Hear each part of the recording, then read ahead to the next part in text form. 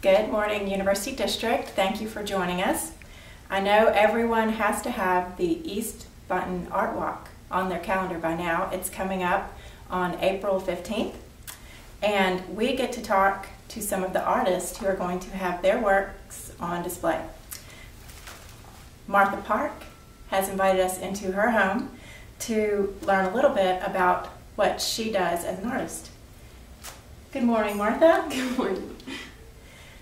Now you are a resident of East Bunton, Mm-hmm. and your parents live there too. Have you lived in East Bunton for a long time? 9 or 10 years. 9 or 10 years. And but you did go away to school, right? Where did you go? Ohio Wesleyan University in Delaware, Ohio.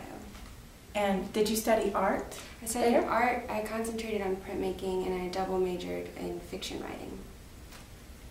And tell me, have you shown your work in the art walk before? No, this is my first year that I won't be away at college during it. So Oh, I've alright. never even been. All right. So y'all have to look for Martha's work. This is her first year. Up and coming artist. And can you describe your work and maybe even your work as it has progressed from when you started into the world of art and where you've arrived now? I went to school mainly thinking about painting, and I found that I really loved craft and kind of the emphasis on handmade things.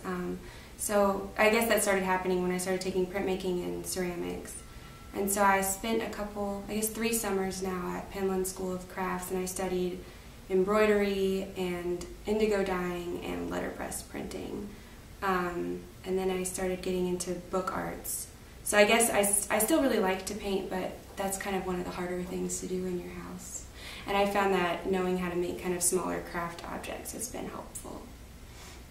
So what selection of your work will you have at the art walk? I'm going to have some handmade blank journals, some postcards and stationery. I'll have some prints out there. I have a lot of intaglio prints from school.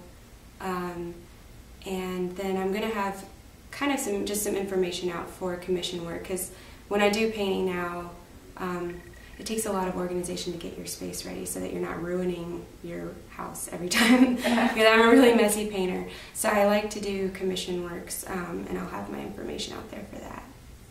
So you work in mostly when you paint and do commission works, you're available to do mainly oil painting? Or? Yeah, and I know how to do acrylic. I haven't done it in a few years, and I'm fine doing that. And I've done some charcoal drawing portraits before.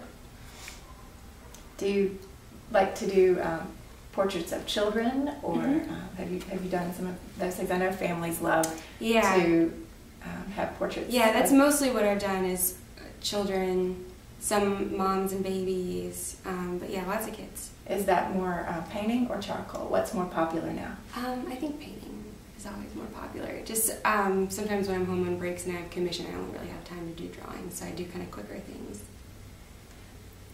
Is there a theme that is running through all of your artwork? What inspires you in general, over an overview? I think going to school in Ohio made me interested in making pieces that had to do with the idea of home, and my home being the South.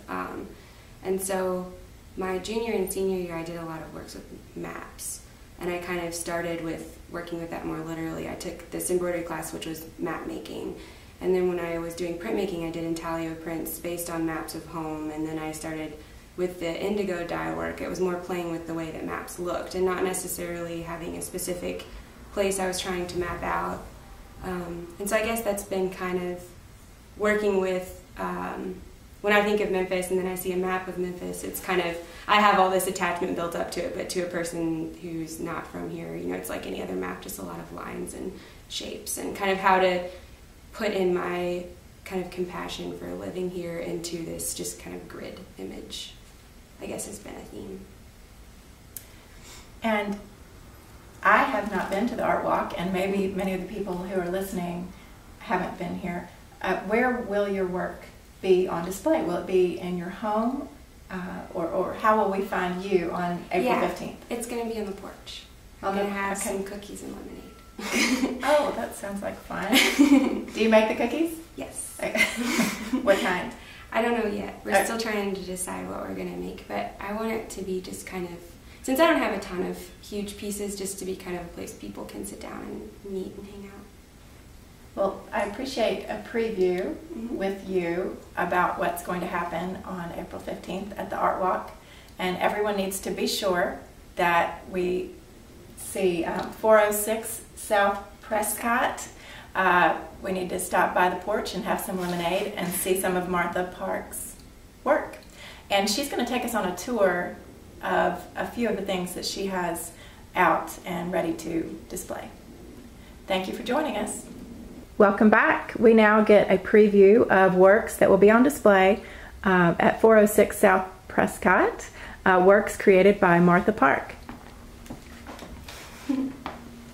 Hello. Hello, Martha. Take us on a tour.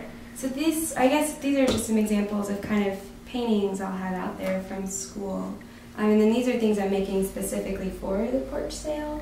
Got some little blank sketchbooks. I bought these antique prints of photos of Venice from an estate sale a couple weeks ago, and they make really great book covers. I'm going to get a close-up of that. Yeah. It's kind of fun because the front cover, like of this one, is so different from the back cover. You get the whole picture. And then these are just some books that I've cut up, some antique agricultural kind of instruction books. I like this one because it's talking about, it says melon, cucumber, squash, and pumpkins are all imperfect.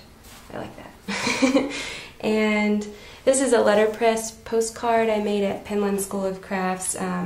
These drawings were transferred to photopolymer plates, and then these are letterpress type printed. So these are all people from Memphis, and I'm going to have little keys for people in case they don't recognize everybody. This is just little stationery sets I like making. Some people, like, these are fun for little travel books in case you want something light that you can just throw in a bag and, you know, it's kind of okay if they get roughed up.